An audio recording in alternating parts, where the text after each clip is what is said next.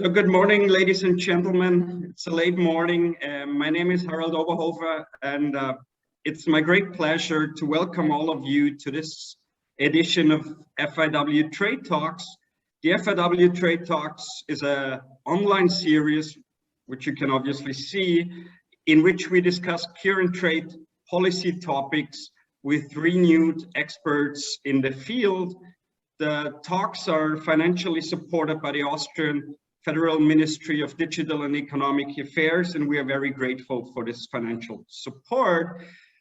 Before moving on with today's talk, just a few remarks regarding the setup of this talk. So we're going to start with a 15 to 20 minutes input of our today's expert, and this will be followed by about a 40-45 minutes discussion between myself and my renowned guest today. And you can also participate in the discussion by just using the Q&A section, the Q&A button in Zoom. So please just post your questions or comments there. I will have an eye on them and will bring your questions to our guest. With this, I would like to move on with today's topic. Today, we're going to talk about trade restrictions during the COVID-19 pandemic. And I could not think about a more renowned expert on this topic as our today's guest. Our today's guest is Simon J. Evenett, who is professor for international economics and development at the University of St. Gallen. He's also founder of the St. Gallen Endowment for Prosperity Through Trade. He's co-directed positions. He also participated in many policy commissions over the last years. He holds a PhD from Yale University, and during the COVID pandemic, he was among those researchers that very quickly came up with a lot of important research. For example, with a book co-edited by himself and Richard Baldwin on COVID-19 and the economics of COVID-19. And I'm very much looking forward to your input, Simon. Thank you very much for being with us today. The floor is yours. Thank you, Harold, for this invitation, and also to be able to speak to the audience here today. I'm really looking forward to the questions and answers which will come later. Now, as you said, I'm going to try and provide some overview of the trade policy restrictions and actions taken during the pandemic era, in particular in the area of medical goods, which is very sensitive. And I'm happy to talk about the developments in the areas of food and in vaccines as well, should you wish. But in order to provide this information, I need to explain how we secure this information through the Global Trade Alert Initiative. And what I'll do, if you don't mind, is explain why transparency is very important, how we go about trying to make the trading system transparent, and then what results we've found as a result of looking, especially in this area. So let me share some slides with the colleagues and then try and take this discussion forward. So the starting point is that in many economies, it's accepted that transparency is a foundation of good national and international economic governance. We have statements by a US Supreme Court justice, the famous Justice Brandeis, arguing that sunlight is the best form of disinfectant. We also have Daniel Patrick Moynihan, a very accomplished Harvard professor who became a United States senator, who said the following: everyone is entitled to his own opinion, but not his own facts. And I think this is a statement which I really like, because often in trade policy discussions, even the facts are contested, or worse, actually, the trade policy discussions take place in the absence of any facts. And my view is that we can do better than this, and that we need to do better from this if we're going to build trust between governments, which will support more trade cooperation. Now, the problem is if you match that need for transparency with the reality of transparency on the ground in the trading system, you see a huge mismatch. And the problem is not the international organizations, the problem is governments. Many governments are particularly bad at notifying the WTO of their actions on time. Some G20 countries have deliberately starved the WTO staff of information on trade policies, especially in the area of subsidies. No international organization has been given a mandate to systematically collect information on non-tariff barriers. UNCTAD has done some good work here, but it needs to go much further. And likewise on subsidies, we have international organizations which have done really good jobs in certain areas of subsidies. The OECD has done good work on fossil fuel subsidies, so is the IMF, for example. But we have no across-the-board mandate to collect information on subsidies as well. And those subsidies, of course, can distort trade flows. So when you put this all together, we have essentially a woeful state of transparency about the trading system. And these outcomes are not an accident. They were there by design. Governments did not want the scrutiny. And the unfortunate consequence of this is that it's possible for trade disputes to build up where there's a very unclear underlying factual basis, and this is unhelpful and the last thing the world needs at a time like this. When it comes to collecting information about what governments are doing, and this is exactly what the Global Trade Alert Initiative has been doing since November 2008, we have noticed a number of problems which further complicate matters. Here is a great example. On the left-hand side is a 2020 tariff increase by India, and it is written in the most obtuse language. And I defy most, even PhD trained economists, to be able to read, to understand what is actually being written here. You need experts to be able to do this, and we have experts on our team who do this. On the right-hand side, we have the English language version of this statement, this bureaucratese, which we've published on our website. So some governments make it very hard even to track what they're doing. The second problem is that many international organizations, when they do collect information in a poorly structured way, which is not very useful for tracking down what governments are doing, and certainly not useful for researchers either. So the available information is often a mess. So even when the information is available, it's not presented in a way which is usable. And our goal has always been to say that we can do so much better than this, and we have. The consequences, just so we're clear of what all this information vacuum is generating, are listed here. The first is the public is denied information to hold governments accountable. And I'm afraid the media these days is under such financial pressure, especially traditional media, that they do not have the resources to be able to do this. And as a result, accountability is diminished. Our democracies suffer as a result. The second thing, as we saw all too well in the last US administration, is that politicians make false claims about foreign governments, which are hard to counter because of a lack of reliable information. And this just exacerbates trade tensions, which is bad news. And the third thing is that there are strong incentives for certain interest groups to hoard information. And this helps, unfortunately, discredit globalization. And I see globalization as a massive opportunity for companies, for individuals to live better lives. So transparency is very bad negative consequences. Now, what I want to describe is how we have tried to fix this problem. And fix it we have collected over the last 12 years information on over 40,000 different public policy interventions. The comparable data set by the World Trade Organization is about a quarter of the size. So you get a sense about the mismatch in information available. Our information is all publicly available. It can be sorted, searched, and alike. And so in this sense, we are trying to do our bit to make the trading system more transparent and to get discussions between governments on an evidence-driven basis.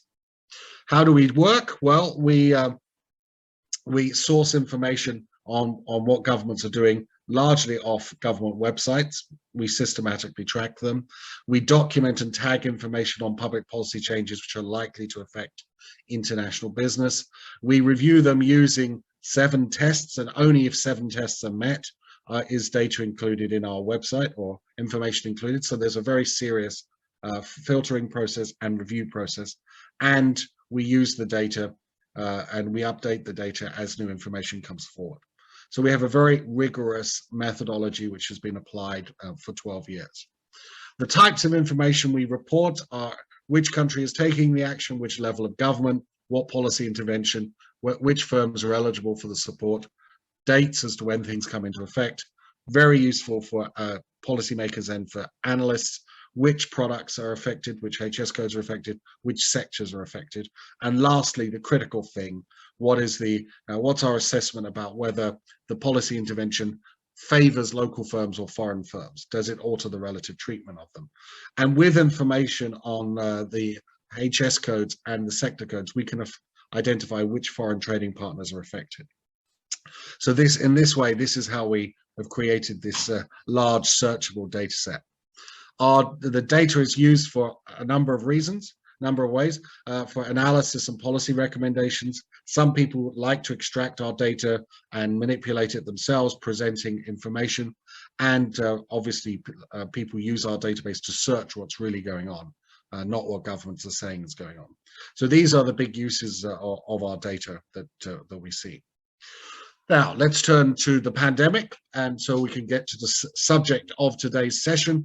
One of the things we started doing at the beginning of the pandemic was tracking how government policies, especially trade policies, were changing towards medical goods and towards food. Now, we included food as well in our tracking because you may remember at the global financial crisis, there was a huge resort to export controls for food back in 2008 through to 11.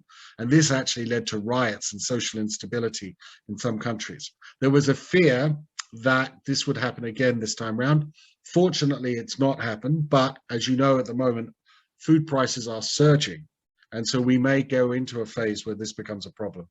What is on this slide is it has nothing to do with the food sector. It has to do with the medical goods sector, which was the other big sector we tracked.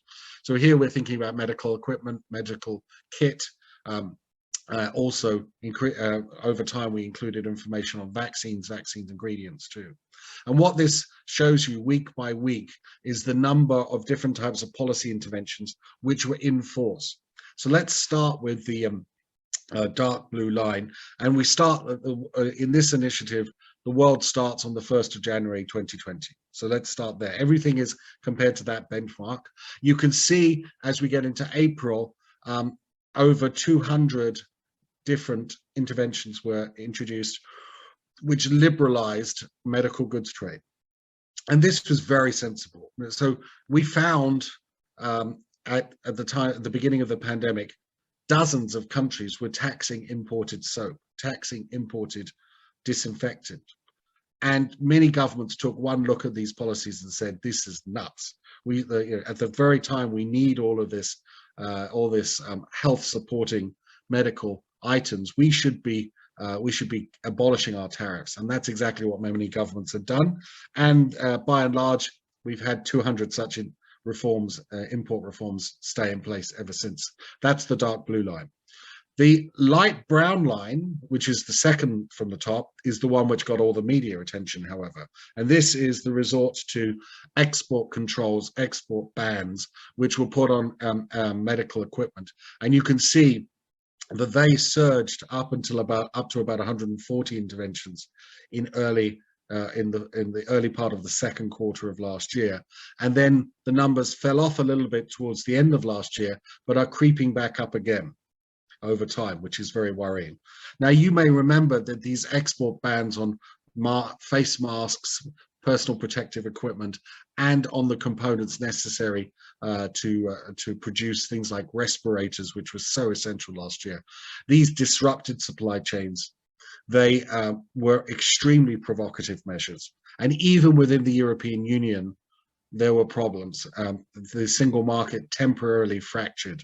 And it took some very, I think, forceful action by the European Commission to assert control over this and to restore the integrity of the single market, which by and large has happened. So we can see that this was a set of measures which were taken. Now, in terms of the governments taking these measures, many of the largest trading nations put in place these measures, but some did not. It's important to acknowledge Canada did not put in place any of these export controls, nor did Japan, and nor did Australia for goods which were manufactured in Australia. So if you bought or sourced masks from Australia, they were not banned. The exports of them were not banned.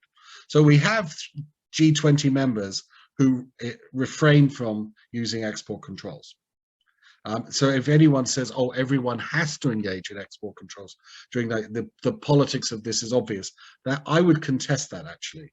Some countries were able to manage an effective pandemic response without disrupting supplies of export of medical goods to other countries.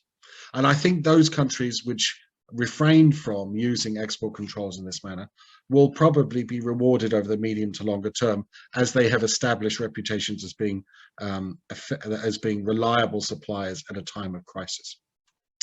You can also see in this chart something which is very puzzling. During a pandemic, we seem to have some governments, and this is the light blue line, actually raising import barriers on medical goods, which is extraordinary, right? I mean, why would you start taxing or impeding the inflow of medical goods at a time of a pandemic?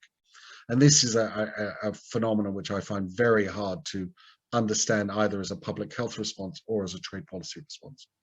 So this type of very detailed work is what we have been doing, and we update these numbers every week. In fact, we're doing the update this week for our December release, and you can see that the patterns have pretty much stabilized over time, which is good and bad. The situation isn't getting any worse, but we still have quite a number of these export controls which need to be unwound. And I would hope the governments would take steps in this regard, but we will see at the WTO's ministerial conference if governments are willing to take any additional steps in this regard. So this gives you a sense of the payoff from the type of work that we do. Let me just quickly wrap up. Our mantra is to take trade policy out of the dark ages of non-transparency. Okay, the information base to guide trade policy making is very thin and it's very selective. And this is the way it is. It suits the interests of many official and commercial interests for there to be this lack of transparency. My view is that this leads to bad policy, unnecessary trade tensions, and misleading academic analyses. Okay, we can and must do better.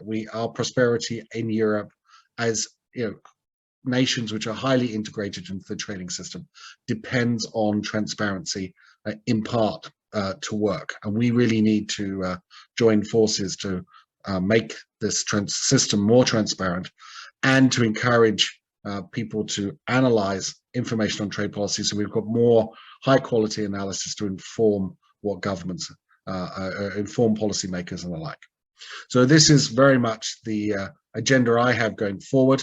I have on this last slide here just some URLs which you can access in order to learn more about how the Global Trade Alert works and what we find. But please go on our database, go on our website, check it out. Check out also the Digital Policy Alert, which is our new initiative for tracking developments in the digital economy. And of course, get in touch with us if you have any questions which you would want answering. So let me stop there, Harald, and turn over to you. Thank you very much, Simon. Very interesting talk and insights. I already have a couple of questions which I would like to raise. But before moving on, just a reminder to the audience, please use the Q&A section, post your questions, and we will discuss them over the next 40 minutes or so. But maybe let me start first with a very general question. So first of all, I would really like to congratulate you on the Global Trade Initiative. This is really, in my point of view, a very, very important project. I totally agree that transparency and facts are those things we really need in all policy areas, especially also including trade policy. Also due to the fact that we are talking about governments that talk to each other, and here the fact should be right first to start proper discussions on how to move on different directions. So maybe to start first, I would be interested in the Global Trade Initiative. So you told that you're doing this since 2008, right? And you're coming up with a large number of of data actually, and specific trade policy changes. So could you elaborate a little bit on the resources that you have available for doing this? Because I actually expect that that's a lot of work to do, right? So yes, thank you for the question. Collecting information, processing it, and publishing it does indeed take resources, and we have a fantastic team which is based at the St. Gallen Endowment, which does this. And this team draws from trade policy experts from all over the world. So all the major jurisdictions and many of the others, we have analysts who can read the local languages, interpret trade policy events, process information.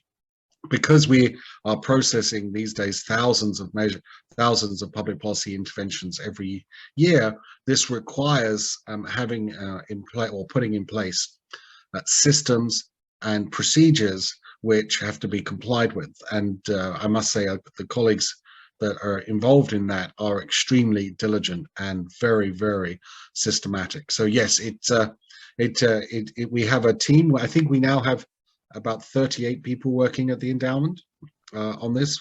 This, of course, requires resources. We've been very generously supported by the Max Schmidt-Heine Foundation, and also the Swiss government actually has contributed as well. My home university, the University of St. Gallen, also contributed before we moved into a foundation status. And together we have all made this work. A very important principle, Harald, of the St. Gallen Endowment is that we remain independent of any government and any corporate influence. And we also have a very strong principle of being even-handed. So we are based in Switzerland. Switzerland has a tradition of being neutral. That's and true. we are very, very, we live very much by that credo. And as a result of building a reputation for being even-handed and systematic and professional, I think over time people have begun to trust our findings, and they've provided a useful counterpoint to some of the more official narratives which have been put out. Yeah, that's really inspiring, and showing how non-governmental organizational projects can really support transparency, create facts, and I really appreciate this initiative. Maybe so the first questions are coming in. Before looking at them and posting them, I would have one question to start with on your data with respect to medical goods, and specifically the import and export, the import reforms, liberalizations, and the export bans. Do you have any information on those measures, whether they are here to stay, or do they include sunset clauses? Are they somehow related to the evolution of the pandemic, or what would be your assessment on this? Do you think that maybe we're coming out of this pandemic at some point with more liberalized trade in medical goods as a result? So let's start on the import reform side. All of the import reforms that I've shown you are unilateral reforms the governments have done. And an interesting question is whether they will be reversed. Yeah. It seems that some have been reversed, but yet we seem to see that every time one is reversed, another government introduces a reform. So that the total you saw, which was above 200, has been fairly stable, and it doesn't look like that number is falling. So that provides me with a little bit of hope that we might see, more freer trade in medical goods after the pandemic is over. But there are no guarantees. Governments they can easily reverse these reforms and probably still be compliant with their WTO obligations. But again, I think the stickiness in that total that I showed you, the dark blue line at the top of the chart, which I showed you, gives me hope. Now, unfortunately, the same argument makes me a bit pessimistic about the export controls, because the light brown line that I showed you is fairly stable too. Now, we've looked into the numbers here for the discussions in the run-up to the 12th Ministerial Conference of the WTO, and what we've learned is that about of the 140 or so export curbs which are still in place, about 40 of them will phase out in the 6 months after the 12th Ministerial Conference, and about 100 do not have, I think it's actually 99, don't have phase out dates. So in principle, they could go on for a very long period of time. Now, as you know, the WTO rules and the G20 pledges and other pledges made by WTO members call for temporary measures. And I have in my view, we should be recommending that temporary means temporary. So if a government puts in place a measure on export, or an export control on medical goods, they should state when it's going to end, and that end date should be no more than 6 months from the date of initiation.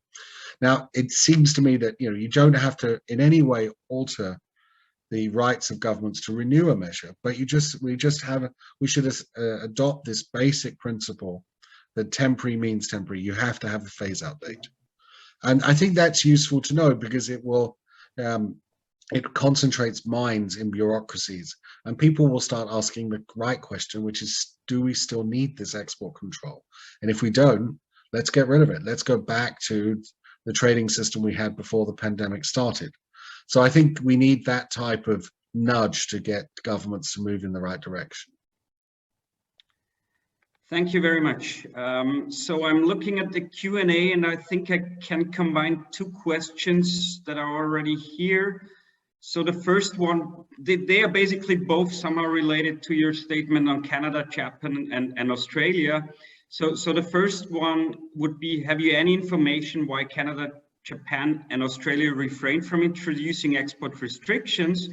And another statement and type of questions from Martin here is that he states Canada enacted trade policy measures against Australia, presumably in response to Australia's probe into the origins of COVID in China. Which WTO steps of Australia did GTA track in response to that?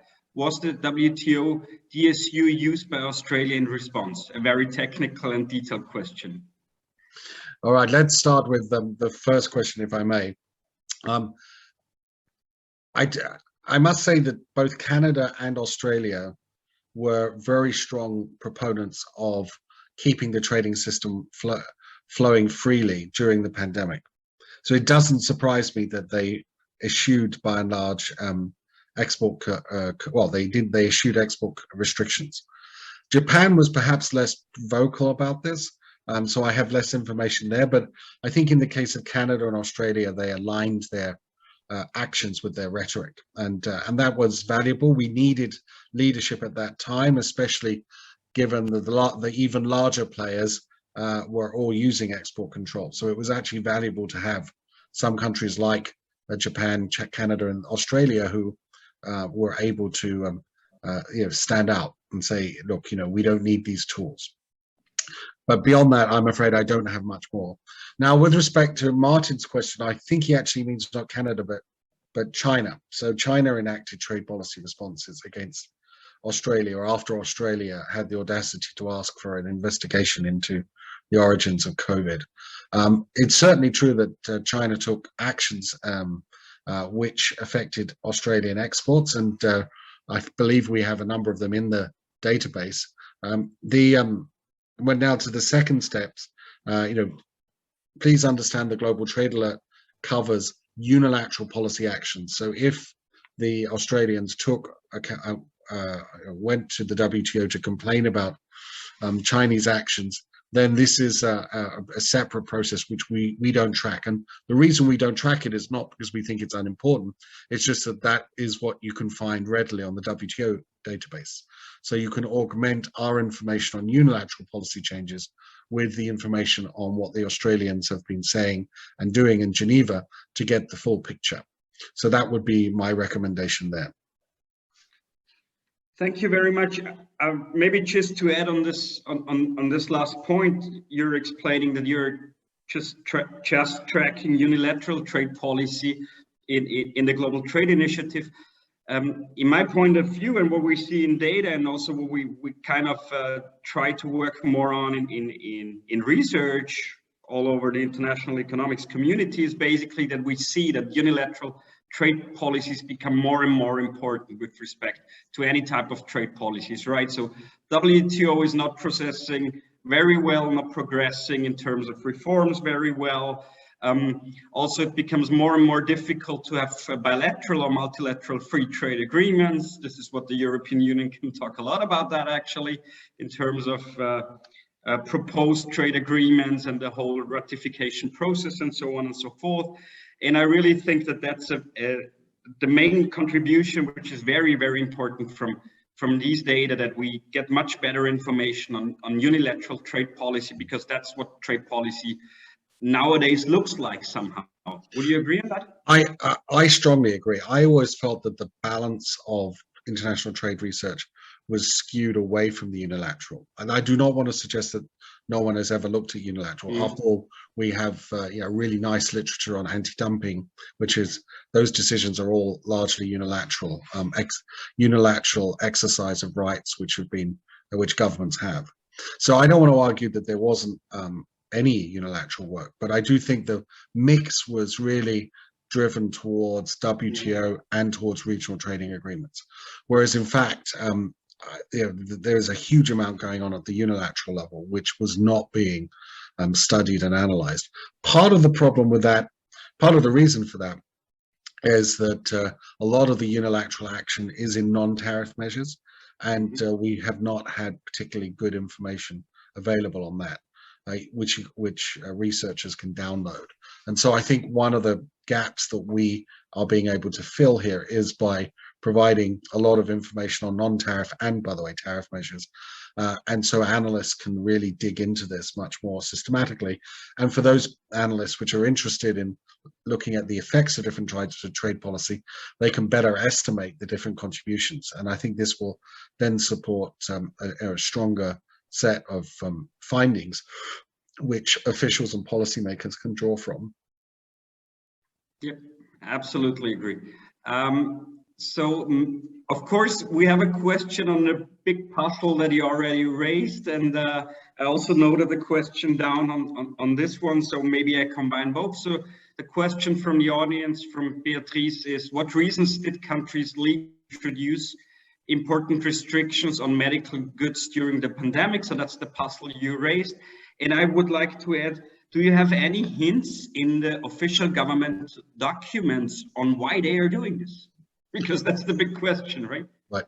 So, I mean, I argued earlier that I can't see a particularly good public health rationale for raising taxes or trade barriers or restrictions on imported medical goods. However, the argument you do hear from some governments is that they feel they have become too dependent on foreign sourcing for some of these items, and that they want to take steps to try and build up their own domestic production capacity in this area. Now, this is, for those of us in trade policy, very much old wine in new bottles. We have heard governments for decades from time to time say things like, well, we need to substitute imports with domestic production.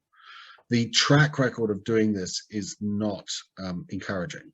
And one of the debates that I think we're having now, and we will have going forward, is the extent to which governments can really assure more secure supplies of medical goods without restricting trade. So how can one do that? Now, there are, of course, options here which do not involve tariffs, such as trying to diversify the sourcing of purchases.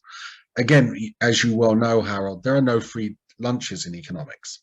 So as you diversify sourcing, this does actually add to transaction costs. And it turns out, in the analysis of shocks, it turns out the more diversified is your sourcing of goods and services, the slower is the response to a shock. So if you have a smaller number of suppliers, typically shortages last for less time. So there are, one option is diversification.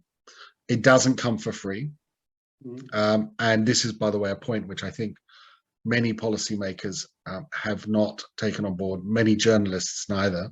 And I think people need to reflect on this, that diversification is probably It's certainly an option you'd want to consider, but please don't think of it as a panacea.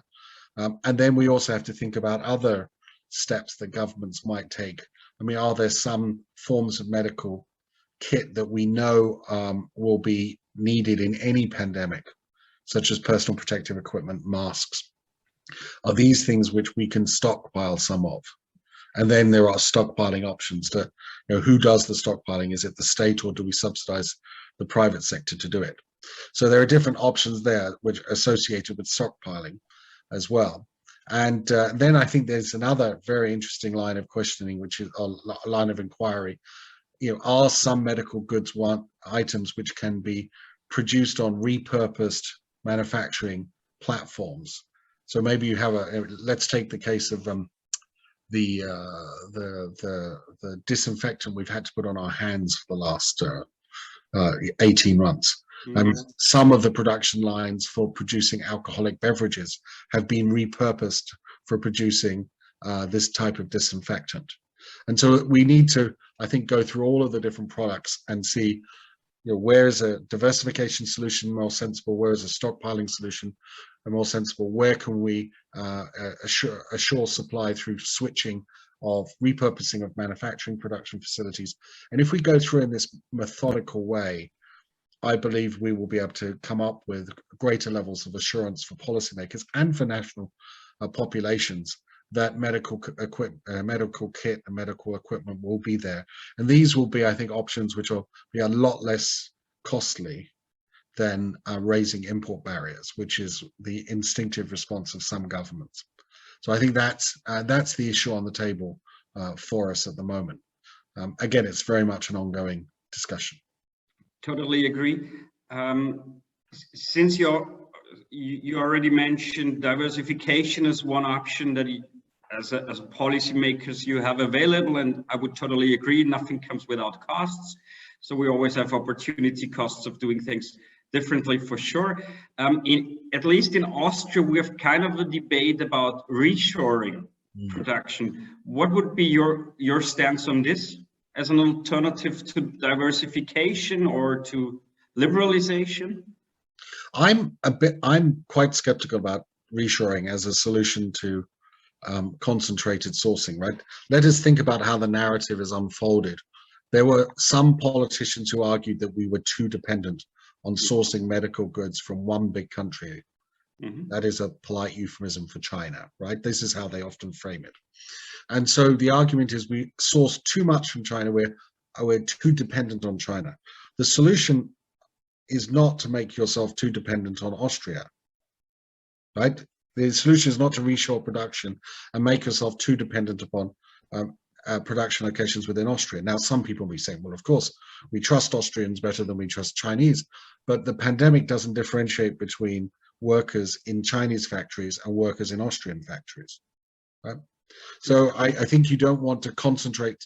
If your concern is concentrated sourcing, the last thing you actually want to do is to reshore so much of it that you end up having concentrated sourcing at home, because who knows when the next pandemic hits, you may end up with a pandemic unfolding in exactly the regions of Austria where this medical goods are being produced, in which case there's no security of supply there either. So again, that's why I've always been a bit skeptical about reshoring as a solution. I must say, by the way, I think it is important to say this, that those of us who have looked into the sourcing behavior of medical goods before the pandemic, and there are many of us who have now done this, do not find that it was over concentrated in China as a general proposition. You can find some items which were more than 50% were sourced from China, but they are a very small minority of the total number of medical goods which were sourced abroad. And I think once you start putting those facts on the table, then policymakers begin to see that there's actually less need for reshoring or any of the alternatives that I described. And you may have noted that other than the Biden administration, there's a lot less talk in 2021 about overdependence on China. And I think that is because the facts have been put on the table. And although policymakers have not taken back their previous words, I think they've realized there's no need repeating them. Yeah, thank you. So I have two more questions. The first one is more like a clarification question, so I think it would be useful to answer this first. And then we will have a question, and I would also have a question which would go a little bit away from the medical products sector. And so maybe let's move on like this for the moment. So the first one would be the question on clarification. It's a question on the database by Yvonne. How do you treat EU countries? Do you focus on the EU trade policy only, or also take account of EU countries taking their own measures, such as export restrictions of individual EU countries at the outside of the pandemic? So we look at the short answer to the question is we look at what the Commission does and we look at what the member states do. The slightly longer answer to say is that we actually look at whatever public bodies do, even within a country. So if if Vorarlberg decides to put in place certain public procurement measures which favor local firms, we would be interested in that too. Mm-hmm. So we're interested in supranational, national, and subnational, and we will track whatever unilateral action governments take. This decision to track in this way, I think, has proved to be very useful during the pandemic. Precisely because of the reasons that are hinted at in Yvonne's question, which is that it was the member states in the European Union, or at least rather some of them, who moved first. Okay, and the Commission very quickly had to catch up. And I think, by the way, and just for those of us, since we are in Europe, we have a bit of a weakness in the EU treaties with respect to export controls. In that the EU's treaties allow, under some circumstances, resort to export controls on public health grounds, which the member states are allowed to take. And these rights were the ones which certain EU member states invoked. And of course, it became very clear last year that this was leading to a very unsatisfactory situation. Well, nothing short of fragmenting the single market. And as we know, I mean, one of the towering accomplishments of European integration has been to try and move towards a stronger and stronger single market. So that was clearly a step back what we saw last year, and the Commission was very well advised to move quickly to fix that problem. Yeah, I totally agree on this. So we all in Austria remember the one case where an export of medical goods from Germany was delayed due to invoking this regulation, and then you actually had a high-level policy negotiations on whether we can have those exports in Austria from Germany, which is really, if you think about the single market, it's really a tough one to swallow somehow. So I think this is, I would agree with you on this, that there need to be some work on the European level with respect to this situation in terms of medical public health and how we deal with this within the treaties. So would totally agree. So now I would like to move on from the medical goods, at least for one or two questions. The first one is from Manfred Schickerling from the Austrian Federal Ministry of Digital and Economic Affairs, and it's about FDI. And first of all, he expresses great work, congratulations. So he's also congratulating you on the resulting database, which is really impressive. And he asks, I do understand GDA also covers measures affecting FDI. Given the status of FDI statistics, how are you assessing their effects? So let me thank, I think it was Manfred for the question, yeah? We do indeed track policies which affect foreign direct investment. And we made a very special effort actually at the beginning of this year to do that, precisely because our 27th report, which was published in June, was all about foreign direct investment. And Manfred may want to take a look at that. He can download it off our reports page if he wants more details. Now, of course, with FDI measures, one has to look at measures which screen FDI, measures which might limit access to markets. So this is the pre-establishment rules for FDI. And then there's critically FDI post-establishment rules. So is it the case that subsidiaries of foreign multinationals are treated differently from local firms? And here, this is an important area which we track as well.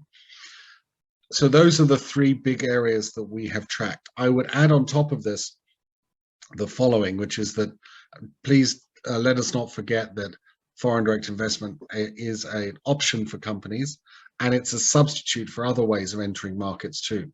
So the full assessment of the impact of any FDI policy, or indeed any other policy, should take account of the substitutes to FDI. So as a result, in the 27th report, you will see that we also track, what are policy changes which make FDI more attractive vis-a-vis compared to exporting, for example. And that type of trade-off, which we've well understood and is long been understood by analysts, is also reflected in the report. Now, in terms of effects of FDI, we have not done the sort of detailed econometric work on FDI policies. And it's an area which is, of course, very important. We haven't spent much time analyzing the impact of FDI policies. We spent a lot of time documenting their existence in the first place. Anyone who wants to do that, to do an analysis of the impact of FDI policies, will probably find the list of policy interventions that we have very useful, and they, of course, could get in touch with me, and we will be happy to share what we have.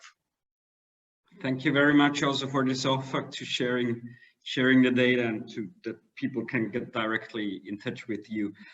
I would have one last question. I'm waiting for more questions to coming in from the audience. So now we talked about FDI, and there is another thing that is very important, especially from the Austrian perspective, which is trade in services, right? So we're a tourism country. Somehow winter season is around. We're having again problems, obviously, with the COVID-19 pandemic. And so my question with respect to your data is basically, do you also have data on trade policy measures with respect to limiting or fostering trade in services? So I'm thinking about travel bans or restrictions to traveling, because that's actually what caused a lot of economic costs last winter here in Austria, that you have those travel restrictions and the winter season was gone basically. So the short answer, Harald, to your question is yes, we do have information on policy interventions affecting the service sector. It would be, I think, fair to say that we have more information on policy interventions affecting goods, but this is, I'm afraid, standard in all of the available databases on this. I think we have collected considerably more information than anyone else in policies affecting the service sector, especially subsidy policies affecting the service sector, not just the traditional barriers that you've talked about. Now, that one normally talks about. Now, you mentioned the specific question of restrictions on people moving because of public health reasons.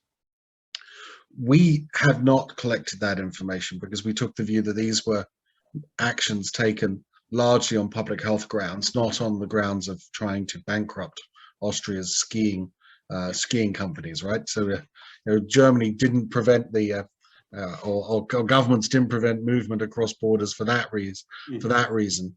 But I fully understand the collateral damage that restrictions on cross-border movements of tourists can provide, and of course that collateral damage has been witnessed here in Switzerland and the Swiss tourism sector as well. And of course, we should not forget that there are many developing countries which are highly dependent on tourism revenues in order to sustain their national income. So I think there's a very important development dimension to this matter, as well as an important European angle as well. Mm-hmm. Thank you very much, Simon. I'm looking at a Q&A section, so actually we don't have any further questions. I think I'm also very happy with all the points that I wanted to discuss here. So if there are no immediate questions are popping up, then I would like to first of all, once more congratulate you on this very important and great initiative with the Global Trade Initiative, a very important project. I also encourage everybody who is interested in data on unilateral trade policies to have a deeper look at the web page, to look at the data. I think there is also a lot of empirical econometric work that can make use of these data. So I think it will be very helpful for better understanding the economic and trade effects of unilateral trade policy measures. So that's a really great point. Well, now I have one more question. So before closing again, it's Manfred. You made the point that you distinguish between measures taken for public health measures. Do you do the same for national security measures? So in other words, if the governments are saying, well, we are doing a trade policy measure due to national security, I think the US argued for a couple of things like steel, if I remember correctly.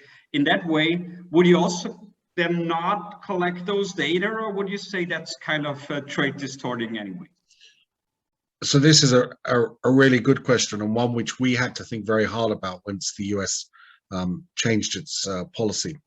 When we set up the Global Trade Alert, we really didn't want to include foreign policy and national security concerns in there. We were going to focus on what we thought were mainly commercial policy decisions, or decisions motivated by commercial factors. Unfortunately, the Trump administration took steps which were nominally on national security grounds, but looked like they were actually on commercial grounds. And in fact, the rationale provided by the Trump administration was that economic security is national security. So once they conflated the two, then we took the view that we should report it, because some governments do not conflate national security and economic security; they keep them separate. And we would be minded not to report them. But if a government explicitly comes out and says our economic security and national security are inextricably linked, okay, or they say national security is economic security is national security, which is exactly what senior officials of the Trump administration said at the time, then I think it's incumbent upon us to report them, because these matters have been linked in the minds of the policymakers and in their statements, and so it's appropriate to report them. We also, note in our database when national security or other factors like this are invoked, so that in principle we can filter out those measures if necessary. I think that's the long answer to your question. Our life on this was made a lot more complicated by the Trump administration, but in thinking it through, and again, this gives you a sense about how we like to work. We work from a series of 7 rules which we follow, and each case we go back to the list of rules and think through, do they apply in a particular case, or do the rules need to be elaborated given a set of circumstances that we had not anticipated. And I think that's an important lesson that we have learned over the last 12 years, is that you can write a set of principles for how you want to collect information, but the real world is often messy, and it forces you to think hard about what those rules mean and whether or not they need to be restated or clarified. And the Trump national security / economic security tariffs were a leading example of that process. Yeah, Manfred has something to add on this, which is related and comes back to the FDI story. So he says, for example, regarding investment screening based on NS in the US and the EU, and based on national interest test in Canada and Australia. So I think he would like to have some clarification on whether this national interest test in Canada, Australia would also mean that you're not looking at it because they say it's national interest. But I assume that you would call that a commercial policy act anyway, right? I mean, I would say that yes, and I mean, we can go into specific examples, but when you look at the totality of the regime, then I think you see that there are clear commercial dimensions to it. That is not to say that every single provision has a commercial dimension. So there may well be a national security element or a national security argument. Just the presence of one such argument would not mean that we would exclude it from our monitoring, but we would want to look at the entire regime and see if there are commercial policy components, and if there are, we would be, I think, minded to include it. Again, I think a lot has to do with how the regime is put together, and also how it's executed, right? So if an FDI screening mechanism is executed in a way where only the national security officials make the determinations and they are accountable for that, and there's transparency that this is being done on a national security basis, then I think I would think very differently about that than a FDI screening mechanism where there is a combination of economic as well as national security officials making the decision. I would think even more skeptically about it if the chair of the decision making was an economic official, not a national security official. So you can see there's elements here in not just the statement of the law, but how it's executed, or the institutional structure that goes with it, which help you tease out whether or not there's a commercial dimension to this. Again, I think that's what I'm doing here is hopefully giving you and your colleague a sense of how we think about analyzing these problems, or these challenges, or documenting these policy interventions. And of course, the last thing is that if people feel like we shouldn't have them in there, then the easy thing to do is, when you get our data, filter them out when you're doing your own analysis. I mean, I think that's one way of thinking about it.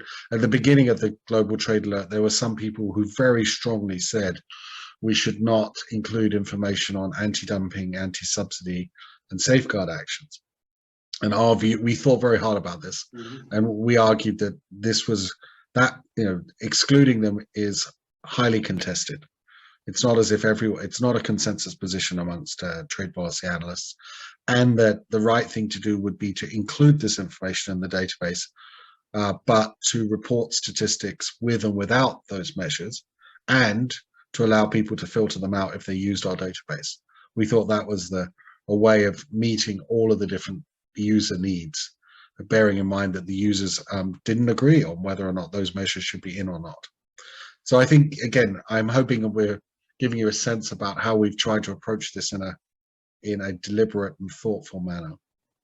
Thank you very much, Simon. I think this last example nicely documents how much work it actually is to, first of all, even decide on whether to include some measures in your data. And so it again shows how much effort is going into this project. So thank you very much for this. Now we're running out of time, so I would like to stop here. Before concluding, first of all, I would just like to announce that we already have a date for our next Trade Talks seminar series.